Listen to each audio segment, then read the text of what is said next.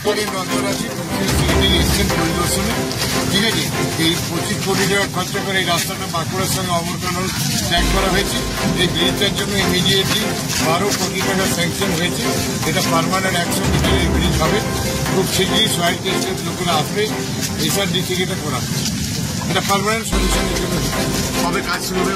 কাজ শুরু হবে, ওরা সয়েল টেস্টিং করার পরে ডিপিআর তৈরি হবে। এই কাজটার সঙ্গে এই যে আমাদের 25 কোটি টাকা যে কাজটা হচ্ছে অমরকানল টু আপনার বাঁকুড়া সোনাদোয়া এইটার সঙ্গে ব্রিজটা একসঙ্গে কতটা প্রয়োজন এই ব্রিজটির?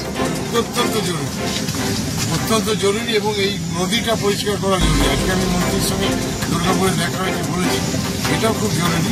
কারণ এটা ক্লিন না করে, পরিষ্কার না করলে পরে অসুবিধা হয়, চাষিদের অসুবিধা হয়, চাষ করে জল ঢুকে যায়।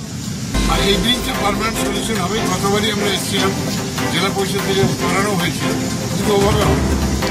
এটা পাকা বড় নতুন করে ব্রিজটা করতে হবে, ওভার ব্রিজের সেটাই নেওয়া হয়েছে।